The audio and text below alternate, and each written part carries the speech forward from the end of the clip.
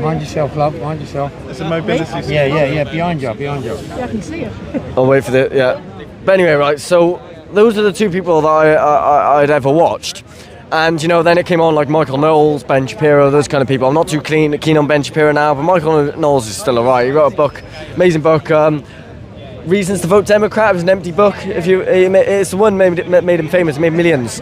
But what was it? So he's been completely influential in my life, in the founding of Students Against Tyranny, everything that I've done. The reason that I joined Voice of Populi, I went with Voice of Wales, etc. All kind of stems from the work that that Charlie had put in. And so then to see him assassinated was just completely surreal. I remember sitting in the office, hearing they'd been shot, but because I'd been so desensitized to it, I hadn't realised how bad it could actually have been. And then an hour later, I was sent the video, and I was like, holy shit, there's no way he's surviving that. The amount of spurting that was coming out, there was just no way he could have survived. And man, my heart dropped, my heart absolutely sunk. And it's kind of it hits closer to home, because this is someone that I've loved for years, do you get what I mean? And then to see him, you know, this extremely famous man who's, you know, got security, he's got armed security around him, he has had death threats, so he's got, you know, he's meant to have a big police presence, big security when he arrives. Then to see him, you know, die from an assassination is just, to me, it blew my mind, and it means that no one is safe, no one who speaks out about this.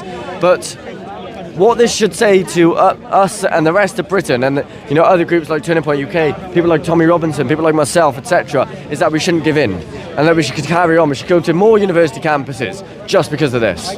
Yeah, and we should not let Charlie's death be in vain. That's what I got to say on it. Oh, and obviously you've done basically the same thing as Charlie. You've created Students Against Tyranny. You went out and you did the same thing, didn't you? I went out, so we tried to do it, but the thing is with the UK is that the UK is more far gone.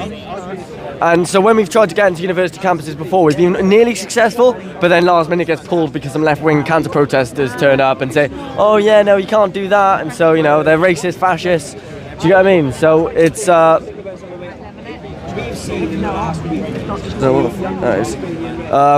about that, my phone was vibrating in my pocket. But yeah, we've tried to do the same in the UK, and it just hasn't been successful. I know Turning Point has also tried to do the same. Again, it hasn't been successful, but I know they're going to go back and they're going to attempt it, right? So, you know, when we were Students Against Tyranny, it turned more from being like a free speech advocacy group, like, you know, Charlie, like Charlie founded, and more into a protest group that protests for student civil rights. Yeah, and that's what we continue to do to this day. And do you want to talk a little bit about Charlie's achievements in the States, like how much impact he truly had? Because you talked about his impact on you, which has been amazing. You're right, I'd be here all night. This is a man who started at the age of 18 in his garage with nothing but a dream, right? I mean, you look at people like Jeff Bezos, and a lot of people don't like Jeff Bezos, but he did exactly the same thing. He went from his garage into a multi-billion-pound company. And I'd put Charlie on exactly the same level. Yeah, Charlie, what he did I don't know how he managed to do it, because students are really far gone. It's so hard to get students on board. Charlie managed to go, you know, from being a nobody into building one of the most successful cultural right-wing revolutions filled of young people to ever exist. Every single revolution led by students has always been notoriously left-wing, has always been notoriously communist, Marxist, whether we're talking about the Bolsheviks, the Khmer Rouge, the Mao's Cultural Revolution, where, you know, the big teachers on the streets, right?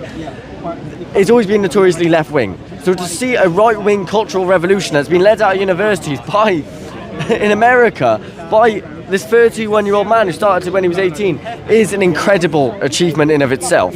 Yeah, and there's no other way I could put it. This man is a hero. This man will be remembered for centuries. This man will be turned into a martyr. And within the next week, within the next month, there are going to be 1,000 Charlies on the streets. 1,000 of them. So you want to see more people stepping up to take his place?